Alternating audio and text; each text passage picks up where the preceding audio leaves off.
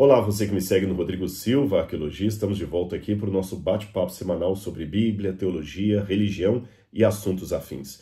E o tema de hoje é um tema espinhoso, delicado, principalmente agora com a discussão acerca da PL sobre o aborto, que faz com que muitos fiquem com os nervos à flor da pele. Alguns com um tom acusatório, outros com argumento ad hominem, outros mais equilibrados, e pesa sobre o influenciador cristão a cobrança social de um posicionamento. Muitas pessoas falam, e você não vai falar nada sobre isso? Você vai ficar calado? De fato, nós temos aqui um dilema que tem que ser equacionado com muito equilíbrio, e eu vou explicá-lo para vocês. De um lado, existe o fato de que você sendo um influenciador não significa que você é especialista em tudo. Você não pode agora sair dando tiro no escuro sobre qualquer temática, sobre qualquer coisa, porque a sua fala pode, por falta de conhecimento, levar algumas pessoas a uma compreensão errada sobre um assunto. Jesus era o caminho, a verdade e a vida, e nem por isso ele saiu dando palpite sobre todos os assuntos que pautavam a ética dos seus dias. Por outro lado, aqui eu até peso com essa mão, eu reconheço que muitas vezes o silêncio de um influenciador pode parecer uma covardia, uma falta de posicionamento, uma conveniência, uma falta de coragem para dar a cara à tapa. Então, depois de conversar com algumas pessoas e ler a Bíblia e orar a Deus, eu resolvi também aqui apresentar não necessariamente aquilo que eu penso, mas aquilo que diz a palavra de Deus.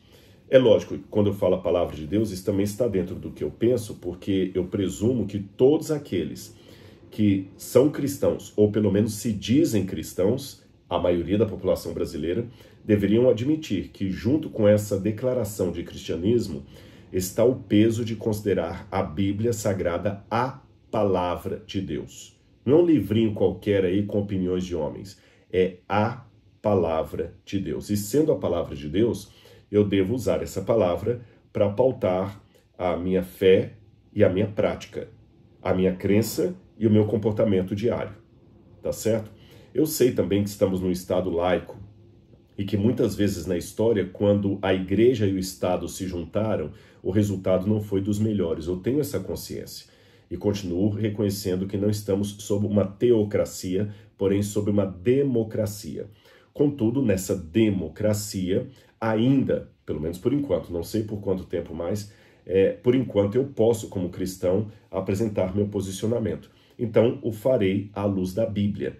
E deixo que vocês também tomem a postura, a decisão de vocês, com base no que eu vou dizer aqui. Até sugiro àqueles que estão me acompanhando que peguem agora a sua Bíblia e acompanhem, porque eu vou falar de vários versículos aqui para anotar essa temática do aborto na Bíblia Sagrada, tá certo?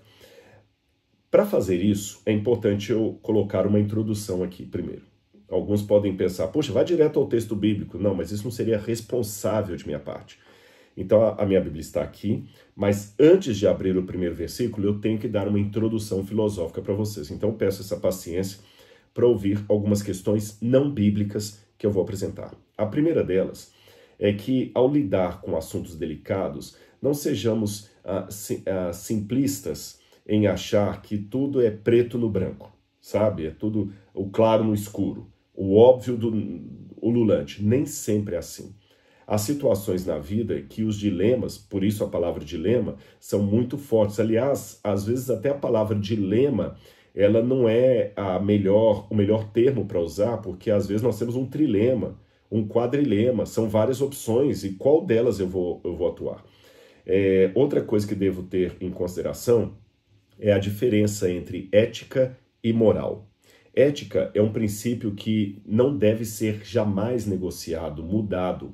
Ele é universal, vale por todas as pessoas, ele está na base da existência social humana. Agora, a ética, por ser universal, ela se matiza em situações locais, históricas, não universais. Eu vou explicar isso aqui, na verdade eu já dei esse exemplo à exaustão, um princípio ético que não deve mudar, o respeito. Eu devo respeitar a todas as pessoas em todo o tempo, em todo lugar. Agora, como é que eu respeito uma igreja católica na hora da missa?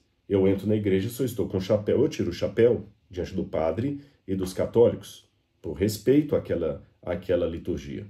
Agora, como é que eu demonstro o mesmo respeito entrando numa sinagoga, num Shabat, na hora da Parashat ali? Eu coloco um chapéu na minha cabeça se eu não tiver com um chapéu na cabeça. Você percebeu? Afinal de contas, o que é certo? Colocar o chapéu ou tirar o chapéu? O certo é o princípio ético do respeito.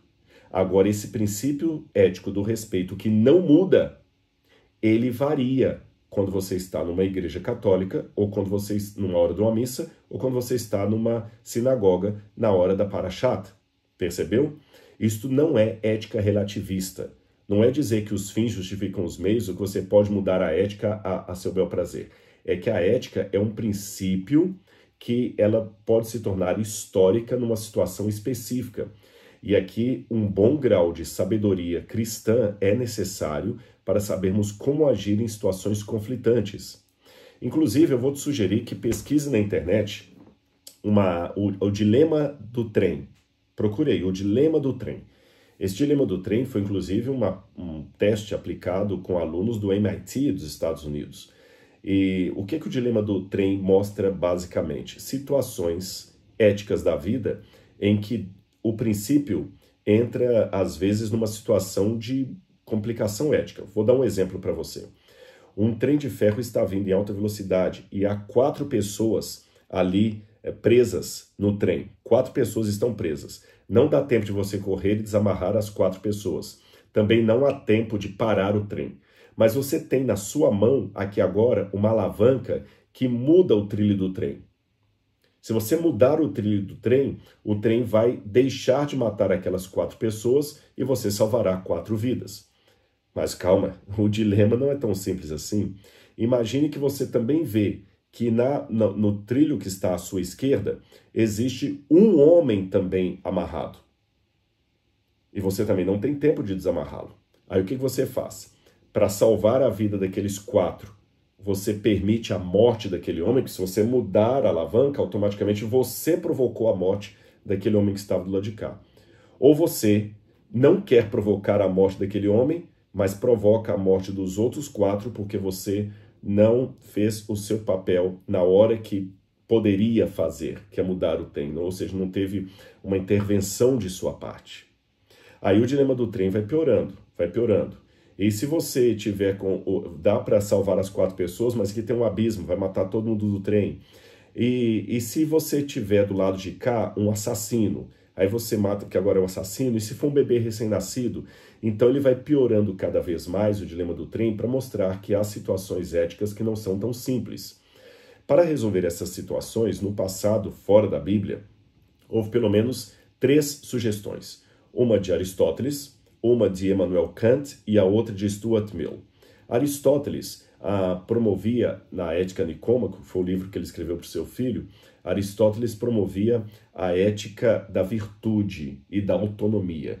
Aristóteles dizia, o ser humano virtuoso ele sempre vai saber como agir, porque ele busca a felicidade. Então devemos deixar que o ser humano tome a decisão dele. Já a ética de Kant, Kant já ia para um outro lado. Kant era um racionalista de maneira assim grande. Então Kant dizia que você tem que ter uma ética do dever, a deontológica, e a razão humana vai dizer o que deve fazer. Então a razão humana faça sem questionar. Stuart Mill já vai promover uma ética utilitarista. Ele vai perguntar assim, escuta, qual situação dá menos estrago? Ou qual situação promove melhor o bem? Então, na ética utilitarista de Stuart Mill, por exemplo, você muda a alavanca, porque é melhor que morra uma pessoa a morrerem 4 pessoas. Utilitarista. Agora, qual dessas éticas a gente segue? Será que uma é excludente da outra? E o princípio bíblico a esse respeito? Bom, vamos lá. Eu vou colocar o que a Bíblia diz e deixo para você tomar a sua decisão.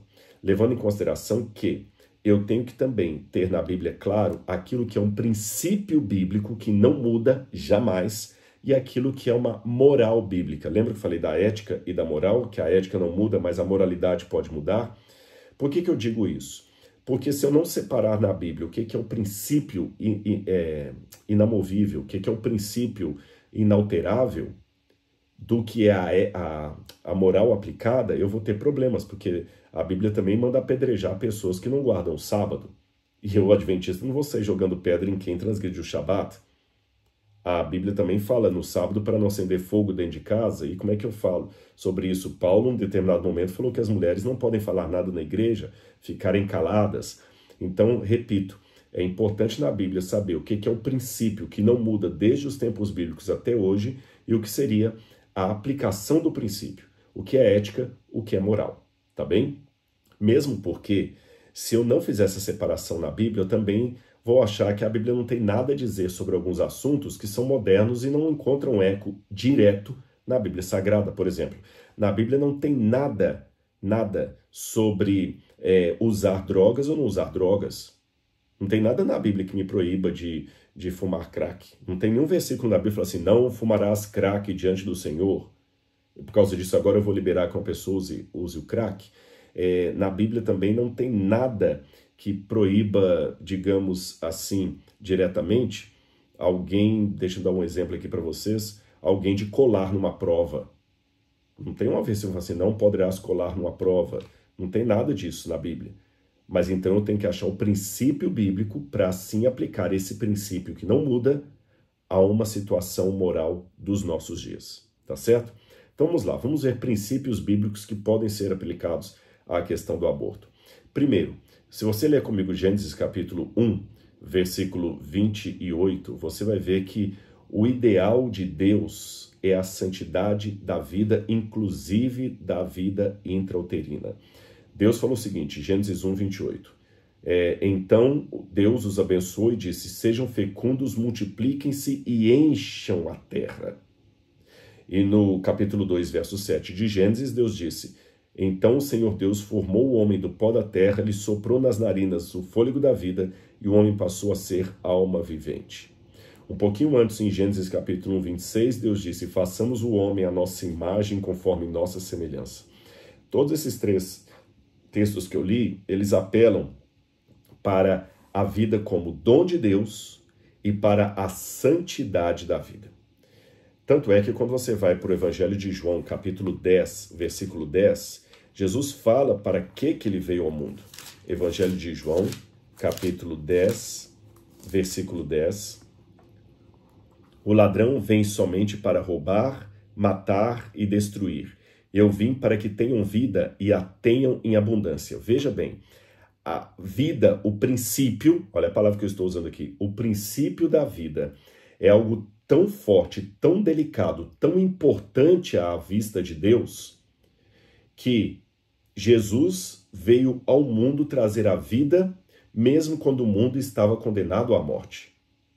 Evangelho de João, capítulo 3, versículo 16, confirma esse eu vim para que tenham vida e a tenham abundância, diz assim, São João 3,16, porque Deus amou o mundo de tal maneira que deu seu Filho unigênito, para que todo aquele que nele crê não pereça, mas tenha a vida eterna. Ou seja, a vida é tão séria aos olhos de Deus que ela custou a morte de Cristo na cruz do Calvário.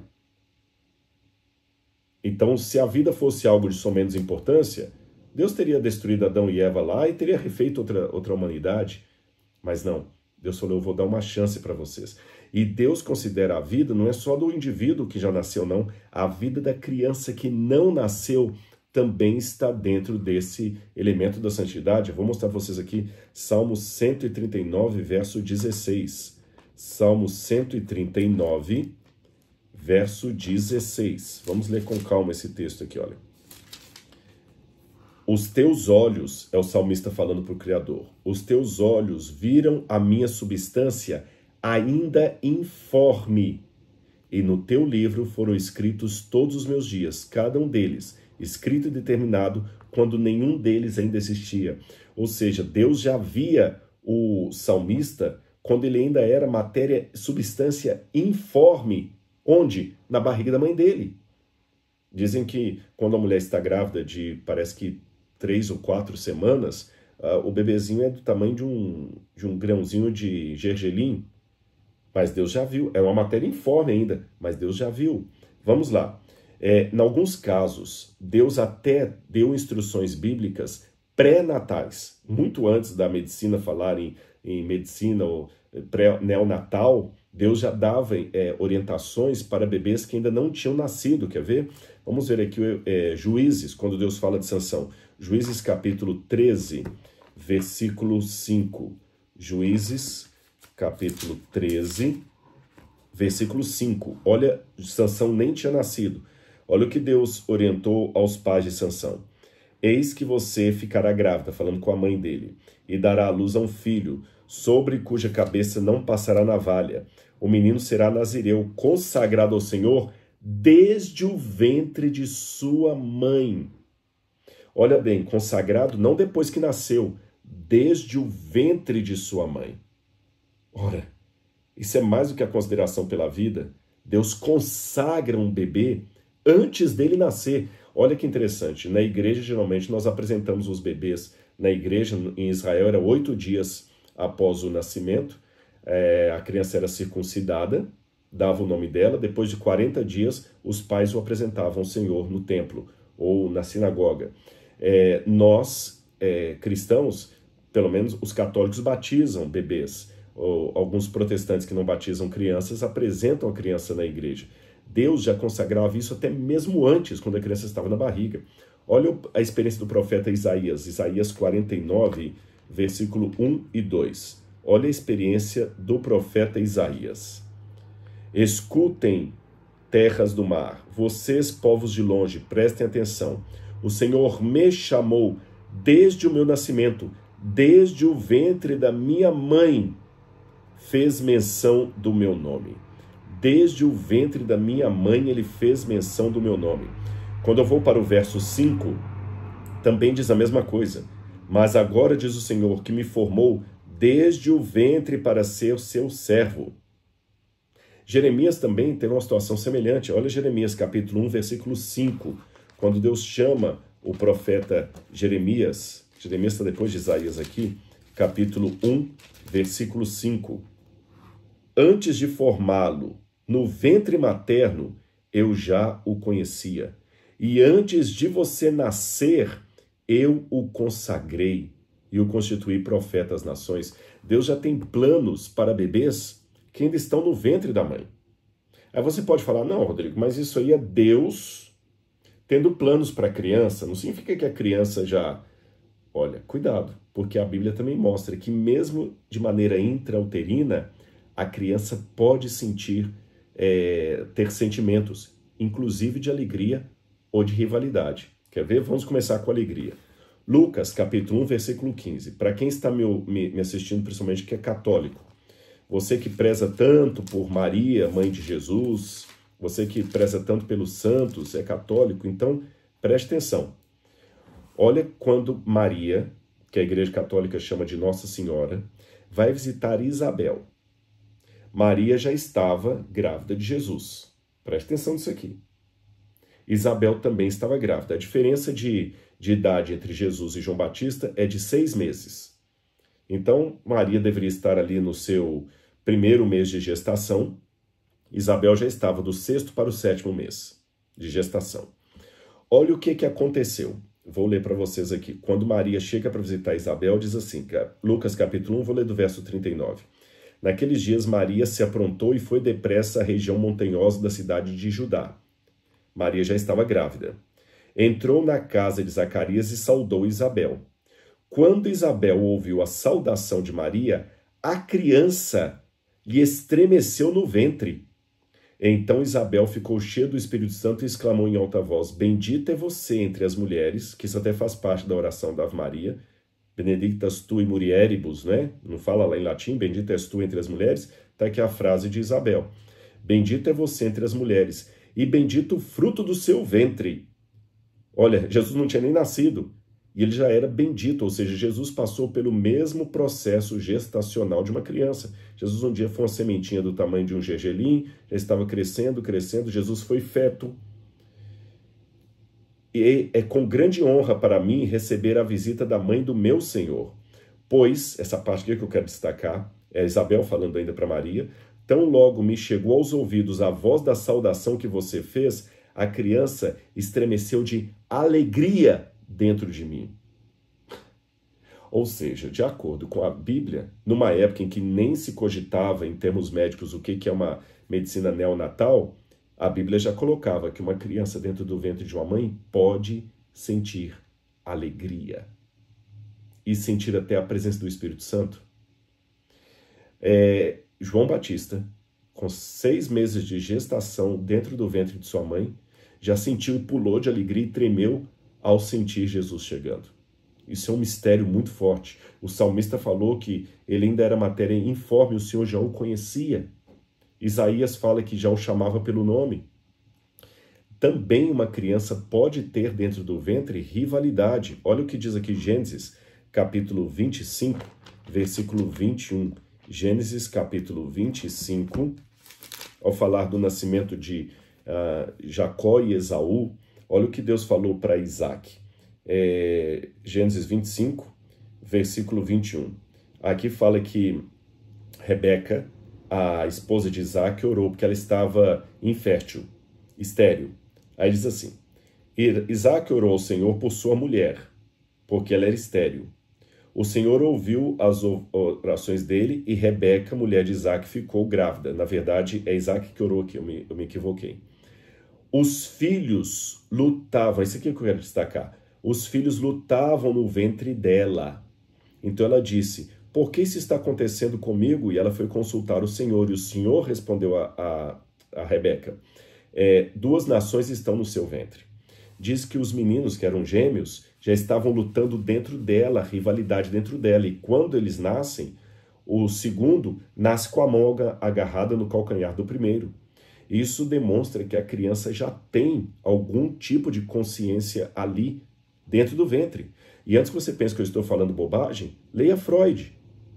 Freud fala que uma das primeiras coisas que forma no embrião humano, uma das primeiras coisas que corrigindo o português, uma das primeiras coisas que forma no embrião humano é o inconsciente humano, é o subconsciente.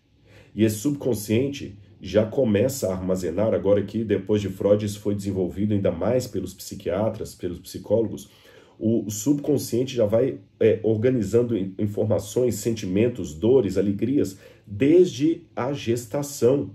Tanto é que muitos problemas emocionais que nós enfrentamos até hoje são de traumas que recebemos já na barriga de nossa mãe. Mas mesmo antes de Freud, mesmo antes da psicanálise, da psiquiatria surgir, ou da psicologia, enfim, a Bíblia já dava sinais disso. Olha o que diz Jó, capítulo 10, versículo 8 em diante. Jó, capítulo 10, versículos 8 em diante. As tuas mãos me plasmaram e me fizeram, porém agora queres destruir-me? Lembre-te de que me formaste como um barro e agora queres reduzir-me ao pó? Por acaso não derramaste como leite e não me coalhaste como um queijo? De pele e osso me vestiste, e de ossos e tendões me teceste. Tu me deste vida e bondade, o teu cuidado guardou o meu espírito. E quando a gente vai para Jó 31, ele continua ainda explorando isso aqui. Jó capítulo 31. Se não reconheci o direito do meu servo ou da minha serva quando eles reclamavam contra mim, então que faria eu quando Deus se levantasse no tribunal e ele me interrogasse e lhe responderia eu: aquele que me formou no ventre da minha mãe não os fez também a eles? Olha o que Jó está falando aqui.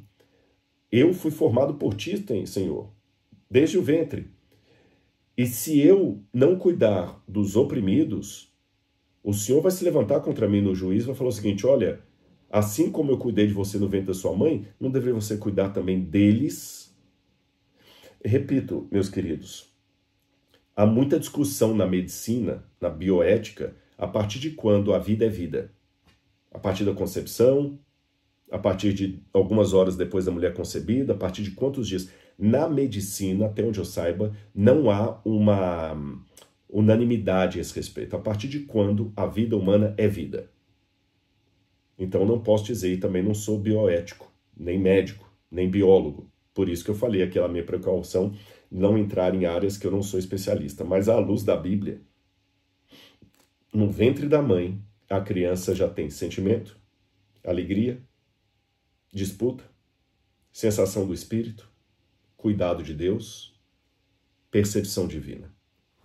Vamos a Êxodo, capítulo 21, 22. Por isso que o bebê já era considerado na Bíblia, matar um bebê, um crime. Olha o que diz Êxodo, capítulo 21, versículo 22 em diante. Se dois homens brigarem e ferirem uma mulher grávida, e forem causa de que aborte, porém sem maior dano, aquele que feriu será obrigado a indenizar o segundo que lhe exigir o marido da mulher e pagará como os juízes determinarem. Ou seja, se um homem provocasse a morte do bebê de uma outra mulher, o marido tinha o direito a exigir qualquer coisa como indenização. Olha, mas se houver dano grave... corrigindo. Se os homens brigarem e ferirem uma mulher grávida e forem causa de que aborte, tá certo.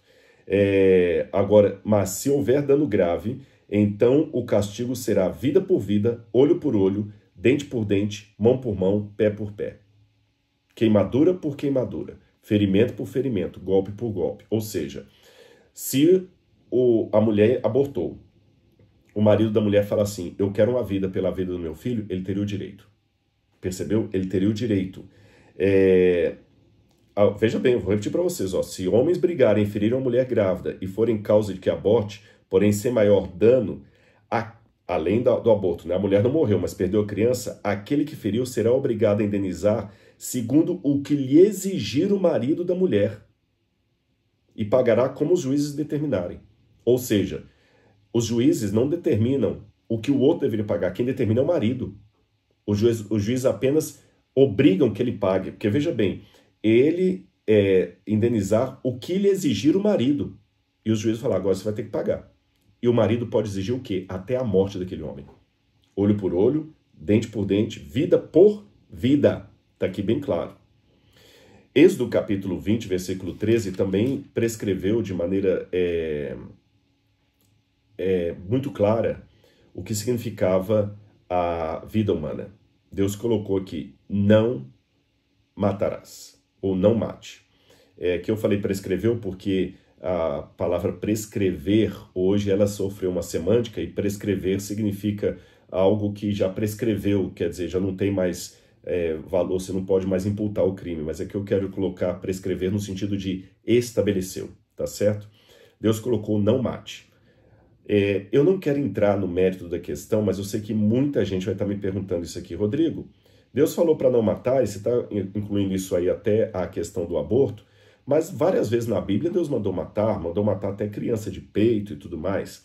Eu tenho um vídeo que eu explico essa questão dessas expressões matar criança de peito, que não são expressões literais da Bíblia, tá certo? Por que eu não vou falar isso aqui agora? Não é porque eu estou tangenciando ou fugindo do assunto, é porque se eu entrar nessa questão, por que Deus mandou matar, eu fujo do tema do vídeo aqui, que é sobre o aborto, tá certo? Então, se quer saber o que eu falei a esse respeito, procure aí no meu canal do YouTube, Por que Deus Mandou Matar, tem uma aula inteira sobre isso, ou faça o meu curso, A Bíblia Comentada, porque lá nós temos umas 4 aulas só falando sobre a legislação de Êxodo e também do Levítico, sobre essa questão da morte, das mortes em guerras, quando Deus aparentemente mandou matar bebês de peito lá entre os amalequitas. Eu explico tudo isso no curso A Bíblia Comentada, tá certo? Não estou vendendo o curso, não é porque eu realmente não vou aqui agora falar sobre isso. Mas eu vou dar pelo menos uma parcela que tem a ver com o tema do aborto para você entender. Eu tenho aqui um dicionário de Wilson's, Estudos sobre Palavras do Antigo Testamento. É um dicionário interessante, onde ele traz várias palavras hebraicas e os seus diferentes significados. E só para você ter uma noção, para a palavra matar, nós temos em hebraico 1, 2, 3, 4, 5, 6, 7, 8, 9, 10 diferentes verbos. E cada um tem um significado diferente. Em português, nós temos a palavra assassinar, nós temos a palavra matar, nós temos a palavra liquidar, que de sentido de eufemismo pode significar matar, mas a gente acaba colocando-as todas com o sentido de matar. Em hebraico é uma diferença. Por exemplo, Você tem a palavra harag, que é matar de modo geral. Harag é matar de modo geral. Matar uma pulga, matar um carneiro, matar uma pessoa. Agora você tem a palavra tsabá, que significa matar ou degolar em sacrifício um animal. Então é diferente, é outra palavra em hebraico. Você tem a palavra halal, que significa cortar em pedaços, de novo, sacrificar animais para sacrifício. Você tem a palavra tavá, que significa imolar também, imolar. Você tem a palavra mot significa morrer, morrer ou provocar a morte de. Você tem a palavra naham, que significa esmagar. Você tem a palavra nakav, que significa cortar. Você tem a palavra katal, que significa matar também, ou imolar no sentido poético. E você tem a palavra shatat, que significa matar animais. Só serve para matar... Não, serve também em uma ocasião para matar pessoas. E você tem a palavra hatzah, que significa mais... Aqui eu vou colocar hatzah. Matar de maneira violenta ou injusta. Matar de maneira violenta ou injusta, assassinar. Nunca é aplicada, por exemplo, a sacrificar animais, ou matar uma galinha, ou matar uma formiga. E é lo hatzah que aparece no mandamento não matarás.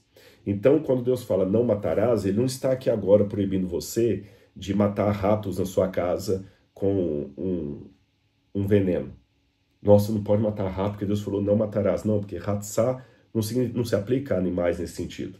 Quando Deus fala não matarás, ele não está falando que você não pode matar uma pulga. Ele não está falando em legítima defesa, você não pode se defender.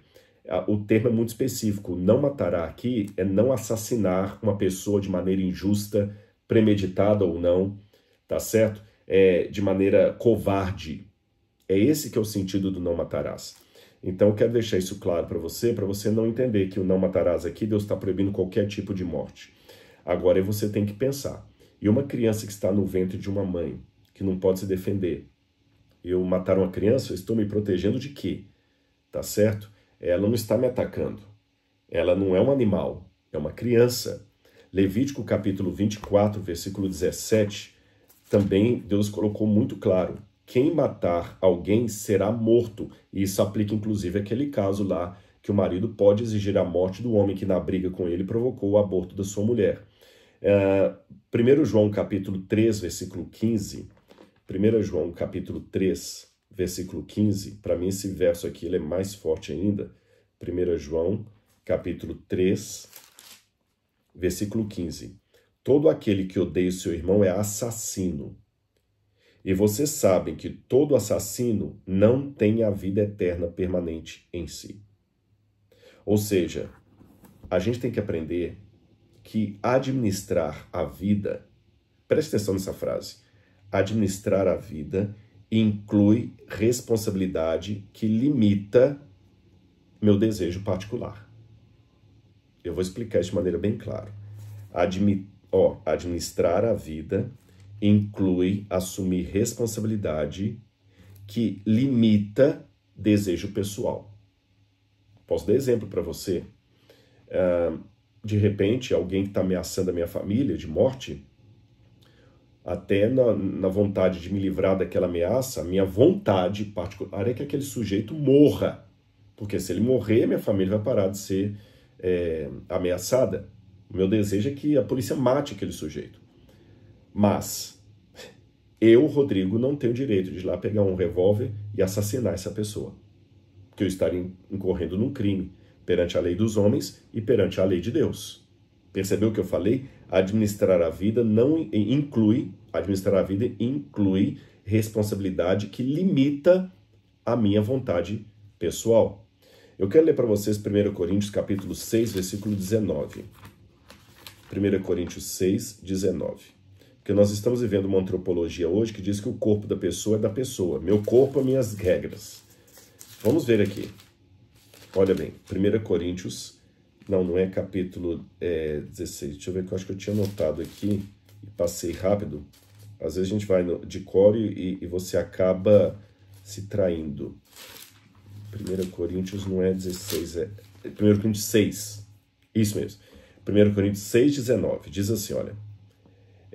Será que vocês não sabem que o corpo de vocês é santuário do Espírito Santo que está em vocês e que vocês receberam de Deus e que vocês não pertencem a vocês mesmos? Então essa regra, meu corpo, minhas regras, ela não é bíblica.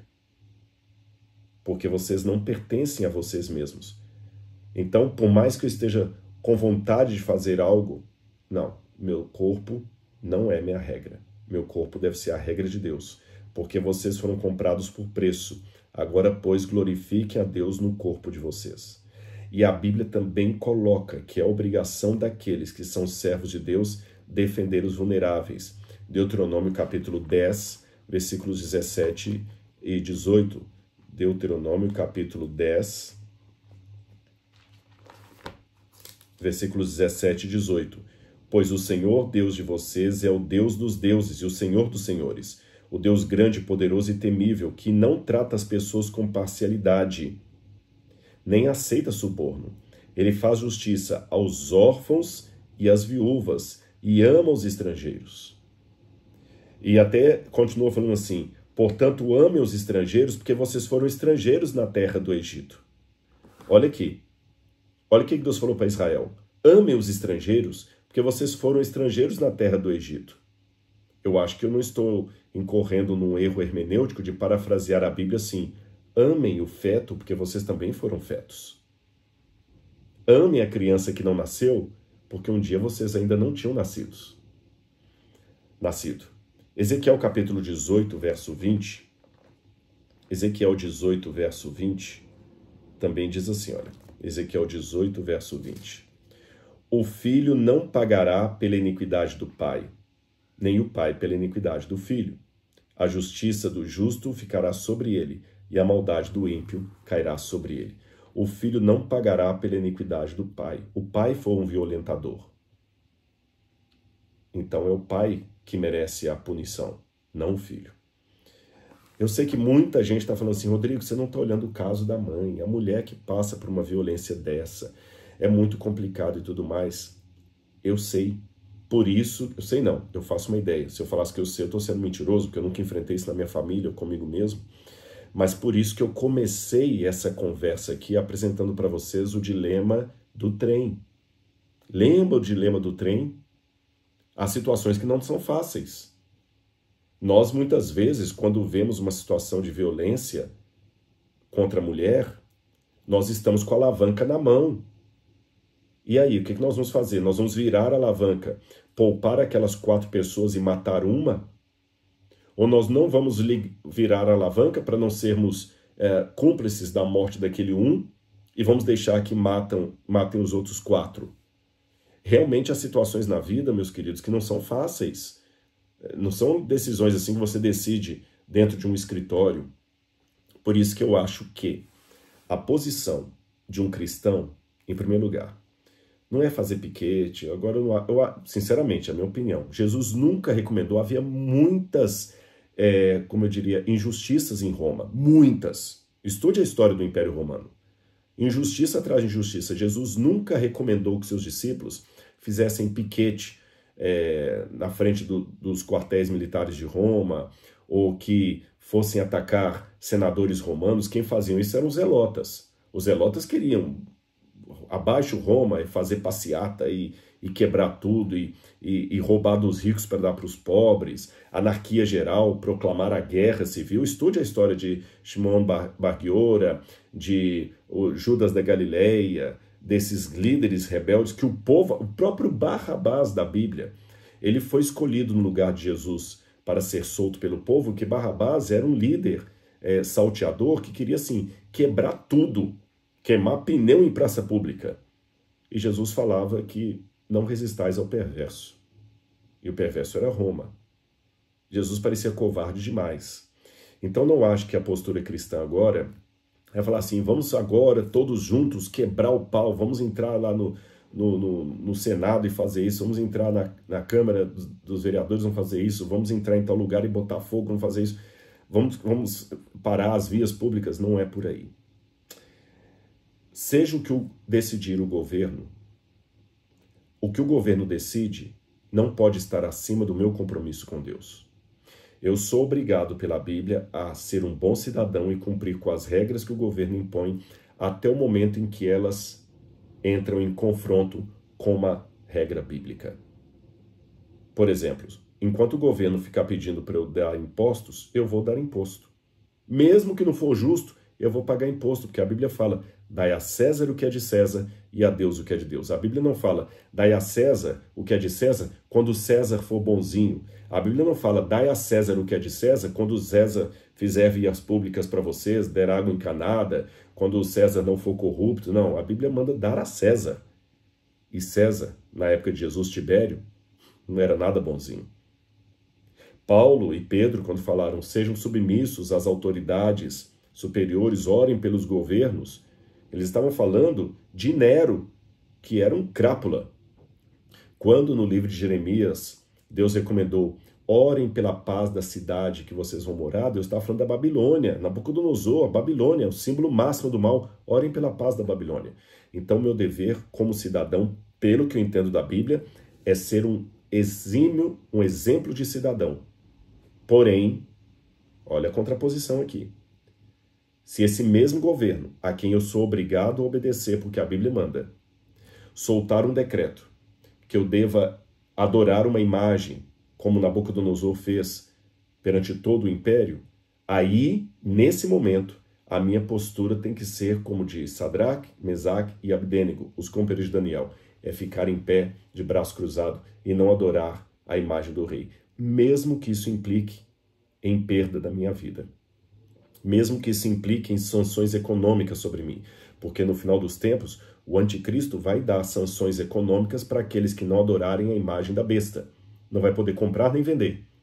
Mesmo que a minha família passe fome, não aceitarei receber a marca na testa ou na mão, nem adorar a imagem da besta.